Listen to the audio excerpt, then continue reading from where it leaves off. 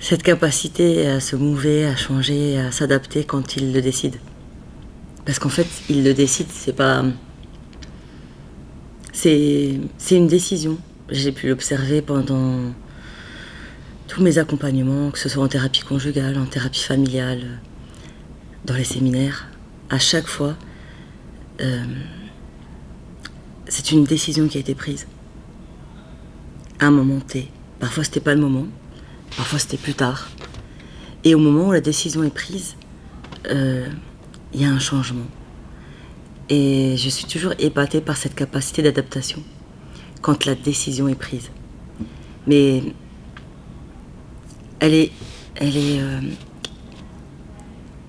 c'est un package en fait, cette décision. C'est un package avec j'ai envie et il faut. Et quand le il faut rencontre j'ai envie, tout devient possible. Parce que quand c'est juste il faut, parfois c'est un il faut extérieur. Et quand il vient de l'extérieur, il n'y a rien qui se passe. Et quand le il faut rencontre le j'ai envie, tout devient possible. Et on le voit, on l'a vu ensemble pendant ce séminaire par exemple. Quand il y a des types qui sont complètement... qui peuvent paraître distants et froids et même cérébraux, très mentaux, distanciés de leurs émotions, et qui soudain, parce qu'ils ont un il faut qui rencontre j'ai envie, c'est maintenant, ils deviennent beaucoup plus humains. Ils développent un truc sympa qui s'appelle cœur, des émotions, et ils connectent leur mental, leur... En fait, c'est comme si pendant toute leur vie, ils étaient en pilotage automatique, mental. Je fais que analyser, observer, et que du jour au lendemain, quand le il faut rencontre le j'ai envie, il y a une autoroute qui était coupée ici, là, entre ma capacité de réfléchir, à réfléchir, et ma capacité à ressentir. Et là, je me dis, quand il y a des gens qui sont complètement dans le mental et qui prennent cette décision de... En fait, il y a quelque chose qui se passe, j'ai envie que ça change. J'ai envie de goûter à ce qui se passe quand le mental rencontre l'émotion, quand la réflexion rencontre l'émotion. Je trouve ça magnifique. Je suis émerveillée, encore plus là, ce week-end, par le témoignage, tu vois, d'une sœur qui était de type mental, très, très cérébrale, qui déconstruit complètement des croyances de l'ordre de l'impossible. Ça veut dire que, oui, pendant des années, elle a pu paraître distante, froide, très réfléchie, très... comme un mur, elle disait pour moi, on dit de moi que je suis un mur. Et quand le j'ai envie a rencontré le il faut, c'était un il faut d'Allah en fait, de créateur. Il y a un truc sympa qui s'appelle émotion qui s'est déclenché. Il y a une autoroute comme ça, un petit... Alors c'est peut-être pas une autoroute tout de suite, hein. Une petite départementale. Ou peut-être même, tu sais, les petites routes du bled là, qui sont pas goudronnées, où il y a des trous par terre, il n'y a pas de lumière, parfois tu marches dans le noir. Ben, petit à petit, pas à pas, c'est une route qu'elle a accepté de rencontrer, de découvrir, d'emprunter pour tester. Et le goût, c'est le résultat. Le goût, c'est le résultat des relations. Le goût, c'est comment elle s'est ouverte avec sa sœur. Le goût, c'est comment elle s'ouvre avec son époux. Le goût, c'est comment elle s'ouvre à nous, tout simplement, dans ses partages. Alors que c'est quelqu'un de, en principe, au départ, très renfermé, très replié sur soi et qui a des difficultés à s'ouvrir aux autres, en fait, à partager avec les autres. Et là, quand on voit le niveau de partage, la quantité, limite, on n'arrivait plus à l'arrêter. Et là, je me dis, c'est possible. Je me dis que ça devient possible. Qu'est-ce qui, selon toi, relève de l'impossible pour les gens au regard de ce que tu connais sur tous les types? Ce que j'ai pu observer, et en thérapie conjugale, familiale ou en séminaire, pendant les formations, ce qui relève de l'impossible par rapport au changement dans les relations, c'est quand il y a le truc qui s'appelle orgueil. Quand le truc orgueil est là, ou reste ou demeure présent, cet enclenchement, cette capacité à s'adapter ou à accepter le changement ou la remise en question devient difficile. Parce que par orgueil, je ne veux pas le faire. Et je pense que le principal défaut de l'être humain, c'est qu'il passe sa vie à faire pour l'autre au lieu de le faire pour Dieu. Et donc quand tu fais pour l'autre, forcément tu vas être déçu par l'autre. Donc tôt ou tard, tu auras envie de t'arrêter parce que l'autre ne mérite pas, parce que l'autre n'est pas reconnaissant, parce que l'autre n'est pas assez présent. Et quand on le fait pour au-dessus, pour une dimension beaucoup plus grande, pour le créateur des mondes et de l'univers, il n'y a plus de limite parce que lui est méritant et parce que lui est éternellement reconnaissant. Qu'est-ce que ça va faire les choses pour Dieu? Qu'est-ce que c'est? Faire les choses pour Dieu, c'est faire des efforts dans la relation, pour la relation, sans en attendre un retour, sans attente. Et ça, c'est possible, évidemment à long terme, parce qu'on reste des humains, uniquement lorsque les deux protagonistes, que ce soit des frères et sœurs, des amis, des conjoints, des parents, un parent avec son enfant, c'est possible que lorsque chacun des deux a cette dimension et a cette façon de voir. C'est-à-dire que je fais des efforts sans avoir d'attente en fait. Je fais des efforts parce que le retour est beaucoup plus grand que ce que l'être humain pourrait me rendre. Et à ce moment-là, chacun y gagne parce que chacun fait plaisir. Chacun investit. C'est des graines qu'on sème. On ne sait pas à quel moment elles vont germer. C'est comme les agriculteurs. C'est impressionnant, je trouve que c'est très beau. Ils croient, ils espèrent. C'est quand même énorme au vu des conditions climatiques, au vu de ce qu'on raconte avec le réchauffement climatique, qui continuent à semer, à planter des graines, à labourer, à retourner la terre. Ils font en fait leur maximum. Ils font tout ce qui dépend d'eux. Et le reste, ils s'en remettent au Créateur. Parce que le reste, ça dépend pas d'eux en fait. Ils sèment les graines, ils font le max, et le résultat, il dépend plus d'eux. C'est pour ça qu'il y a de nombreux parents, par exemple, qui peuvent être déçus par le résultat de l'éducation qu'ils ont donnée à leurs enfants. Mais le résultat, en fait, est-ce qu'il dépend d'eux? Eux, ils ont semé la graine, et le résultat, il dépend que de Dieu. C'est comme l'agriculteur, en fait. On sème la graine, et après, on se libère, on se détache du résultat. Et à ce moment-là, on s'émerveille de la récolte. Quoi qu'il arrive, la récolte est un émerveillement parce que c'est des surprises. Et parfois, on pense qu'une plante a dépéri ou qu'il n'y a rien qui va pousser, et on s'aperçoit qu'elle s'est juste déplacée à notre... Voilà, c'est un peu plus loin. Je l'avais semée là, et la racine, elle s'est juste déplacée pour s'épanouir un peu plus loin. C'est juste ça. Qu'est-ce qui détruit une plante? Ce qui peut détruire une plante, c'est soit quand on l'attend comme ça, on observe, on est soit dans une espèce de critique, soit dans une espèce de surprotection. Du coup, à trop la protéger, j'empêche le soleil d'arriver, j'empêche la pluie de pouvoir l'hydrater, et c'est moi qui vais peut-être décider de soit l'inonder, soit la laisser se déshydrater. Qu'est-ce qui empêche une plante de s'épanouir? Qu'est-ce qui peut éteindre et étouffer une plante? La surprotection ou l'indifférence. Parce que le contraire de l'amour, c'est pas la haine. Très souvent, lorsque je demande aux gens, selon vous, qu'est-ce que le contraire de l'amour? La réponse qui revient très souvent, ou comme ça de manière très spontanée, c'est le contraire de l'amour, c'est la haine. Mais non. Le contraire de l'amour, c'est l'indifférence. C'est tu passes devant moi, je te regarde même pas. T'existes pas en fait. Tu vaux rien.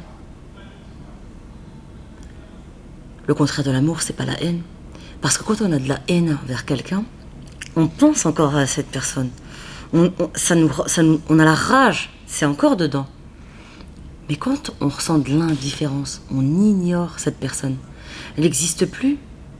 Il n'y a plus de valeur, il n'y a plus de pensée, il n'y a plus de place, il n'y a plus d'espace pour elle, en nous. Et c'est ça le contraire de l'amour. C'est l'indifférence. Pourquoi est-ce que on a besoin de ce sentiment d'exister?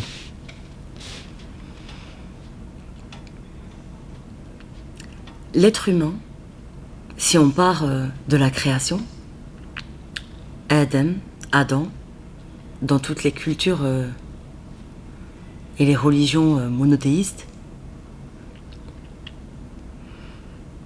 on va observer en fait que Adam, lorsque Allah subhanahu wa ta'ala l'a créé, lorsque Dieu l'a créé, lorsque Dieu a créé Adam, il était au paradis. Il avait tout pour lui. Il était au paradis. Donc paradis dit paysage inimaginable, merveille inimaginable, bienfait inimaginable, inestimable. Et pourtant, à un moment donné, il se retourne vers Dieu et lui dit il me manque quelque chose. Et je suis au paradis, hein, mais il me manque quelque chose. Et là, Dieu, il lui offre quoi? De la compagnie. Il lui a pas offert un fleuve en or ou des arbres fruitiers magnifiques ou de la compagnie. Une compagne de vie. Et je pense que c'est un bel exemple pour refléter l'humain, pour définir l'humain. Et pendant ce confinement, dans tous les pays confondus, on a pu observer que même ceux qui ont besoin de solitude, même ceux qui se sentent envahis par les gens, aiment rester seuls, ne pas trop être en interaction avec les gens, se sont sentis étouffés par ce confinement, ont eu besoin d'être en contact, en relation. Les réseaux sociaux ont explosé, les Zooms ont explosé, les interactions en ligne ont explosé. Pourquoi? Parce que profondément et fondamentalement, l'être humain a besoin d'être en lien. Même s'il fait genre, j'ai pas besoin, au fond, on a tous besoin d'être en lien avec quelqu'un. La différence, elle va être dans la quantité, dans le comment. Mais le lien, on en a tous besoin. Tous. Quand on sait que on est tous dans le sang et que on commence les premières minutes, les premières heures avec quelque chose qui est coupé, est-ce qu'on manquera pas la vie de ce lien?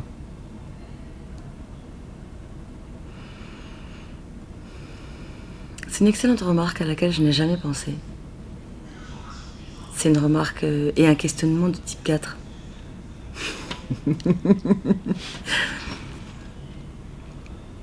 Effectivement, la métaphore de la grossesse, de l'accouchement, elle peut être vécue par certains comme un manque. Je suis coupée de la relation avec ma mère, on a coupé le cordon, j'ai été détachée d'elle, on m'a séparée d'elle. Et ça peut être aussi vécu comme maman m'a protégée, m'a couvée pendant le temps nécessaire à ma maturité et elle m'a donné l'autorisation de prendre ma place dans la vie en étant à mes côtés, non loin, en cas de besoin. Parce que c'est une autorisation inconsciente de mon fils, ma fille, tu as ta place dans la vie et je t'accompagne. Parce qu'au final, même adulte, on a encore besoin de papa, on a encore besoin de maman. On reste dans l'attente du conseil, de l'amour, de l'attention, de l'admiration. On est tous confortés par l'admiration de papa ou de maman parce que ces étoiles dans leurs yeux, à notre égard, c'est comme une autorisation. C'est comme une validation de je suis satisfait, tu me plais, je t'admire, je valide et je te transmets en fait cette autorisation à devenir un adulte. Et j'aime l'adulte que tu es. On a tous besoin d'être admirés dans les yeux de quelqu'un. Par-dessus tout dans les yeux de papa et de maman. Parce qu'effectivement, même si on se sent admiré dans les yeux de notre conjoint chéri ou notre conjointe chérie, quand le manque de papa et de maman persiste, il y a toujours quelque chose comme ça qui peut manquer. Entre être écouté et être observé, c'est quoi le mieux selon toi? Ça dépend de à qui tu poses la question. Être observé pourquoi? Être écouté comment? Être écouté pour être aidé, pour être accompagné, pour être aimé? Oui, volontiers, avec plaisir. Être écouté pour être jugé, pour être persécuté, pour être critiqué? Je vois pas d'intérêt. Être observé pour apprendre notre langage de l'amour, notre langage des relations, notre langage de l'attention, pour répondre à nos besoins et à nos attentes? Oui, avec plaisir. Être observé pour être critiqué, encore une fois. Être observé pour être dénigré. Je vois pas l'intérêt. Comment savoir que l'on aime et comment savoir que l'on est aimé? Ma définition de l'amour, elle est particulière. Elle peut être incomprise parfois. J'aime utiliser la métaphore du temps. Pour moi, l'amour, c'est la qualité du temps qui me traverse lorsque je suis avec toi. C'est la qualité du temps qui nous traverse quand on est ensemble. L'amour, pour moi, c'est la qualité du temps qui passe lorsqu'on est ensemble. Je donne souvent l'exemple de deux amis qui se rencontrent sur un parking et qui ne se sont pas vus depuis longtemps et qui commencent à papoter, à discuter, à raconter. Et soudain, oh, déjà, je suis désolée, j'ai pas vu le temps passer, il faut que j'y aille. En fait, le temps il était tellement délicieux, il était si délicieux que j'ai pas vu le temps passer en fait. Je l'ai pas vu défiler. La qualité du temps qui nous a traversé là, qui a traversé lorsque j'étais en ta compagnie, elle était délicieuse. Elle a défilé, ça. C'était tellement bon que j'ai pas vu le temps passer. Et il y a des personnes avec lesquelles on est et on regarde l'heure et les minutes, elles passent comme des jours. Et le temps n'est pas de la même qualité. Et pour moi, être aimé ou se sentir aimé, c'est cette qualité du temps en fait, sur une échelle de 0 à 10. Quelle note je mets à la qualité du temps que je suis en train de passer avec toi là? Comment il traverse ce temps? C'est une étoile filante, un clin d'œil, ou c'est très long? Quand je vois pas le temps passer, c'est que je suis aimée et que je t'aime. Mais là, on parle d'une personne, mais ça peut être aussi avec un livre. Ça peut être avec un gâteau au chocolat. Ça peut être avec la nature. La qualité de ce temps, elle peut être mesurée avec une personne, mais aussi avec un élément, avec une passion, une activité. Parce que aimer, c'est pas que aimer quelqu'un. Aimer, c'est aussi savoir apprécier et s'émerveiller des petites choses de la vie qu'on oublie. On oublie de s'émerveiller, on oublie de goûter, de déguster ce qui passe et ce qui traverse. On avale. Il n'y a plus de goût en fait. On prend plus le temps de goûter, on prend plus le temps de goûter, de savourer. Alors qu'il y a des choses qui ont des goûts délicieux. Dernière question, promis. Quand on ne sait pas qui l'on est, comment savoir quoi faire du temps qui nous est imparti? C'est triste. Pour moi, c'est triste aujourd'hui. Enfin, pour moi, de ne pas savoir qui on est, c'est triste. Parce qu'en fait, je vois beaucoup de gens, j'ai rencontré de nombreuses très belles personnes qui font beaucoup d'efforts. Beaucoup d'efforts pour aller mieux, pour être mieux, pour vivre mieux, pour étudier mieux, pour travailler mieux, pour être mieux avec des gens. Et la problématique, c'est que les efforts sont placés parfois au mauvais endroit, ou sont peut-être... ils se dispersent parfois. Alors que quand on se connaît, et j'ai vu des personnes venir en séminaire et très bien se connaître, sans les mots, mais très bien se connaître dans la vie, dans l'être, dans le faire. Ils savent de manière très précise ce qu'ils aiment et ce qu'ils n'aiment pas. Et de mettre des mots précis et d'apprendre aussi à découvrir les autres, je pense que ça c'est très important. Parce que se connaître, oui, c'est important.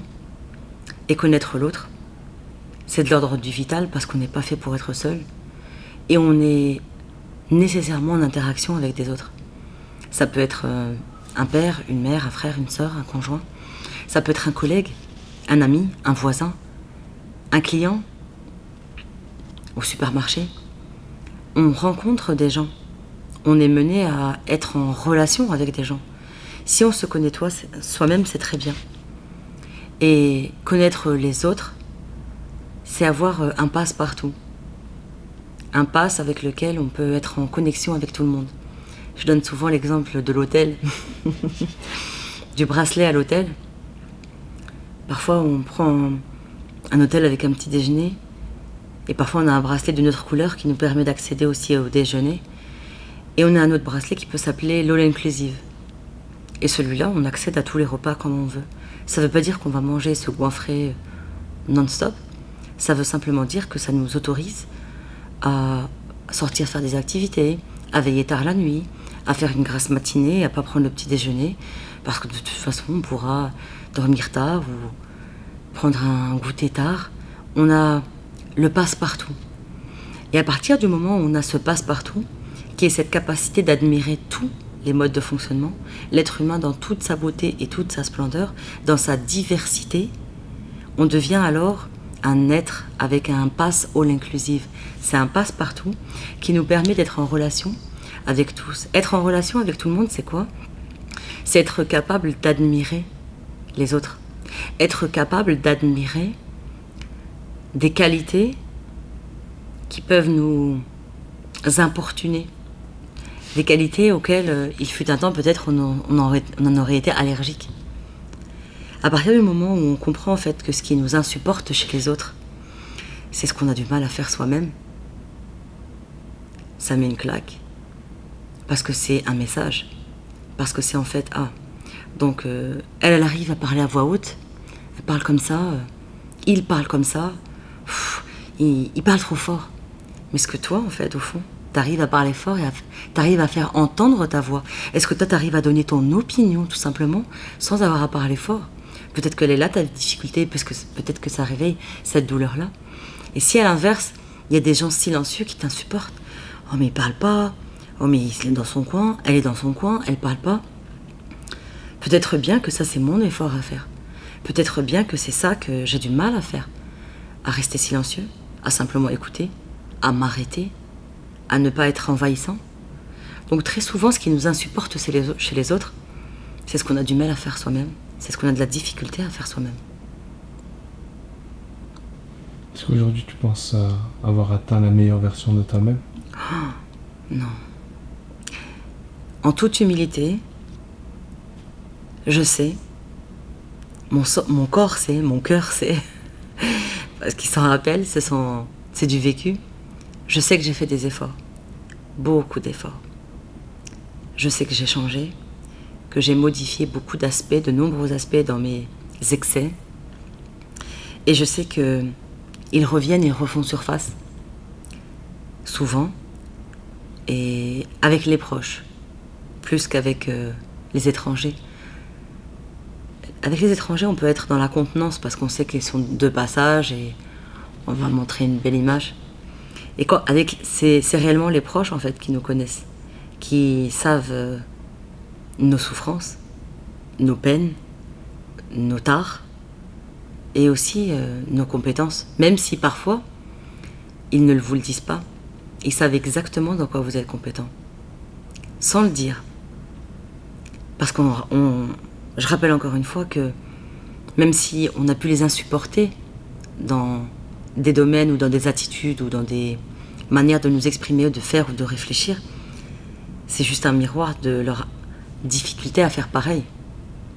Donc forcément, quand on est insupporté quand il y a un côté de nous qui est insupporté par quelqu'un ou une attitude chez quelqu'un, indirectement, c'est aussi un rappel, un miroir de « Ah ouais, mais moi je sais pas faire ça, moi j'arrive pas à faire ça en fait ». Ça me renvoie à ce que je sais pas faire tout simplement.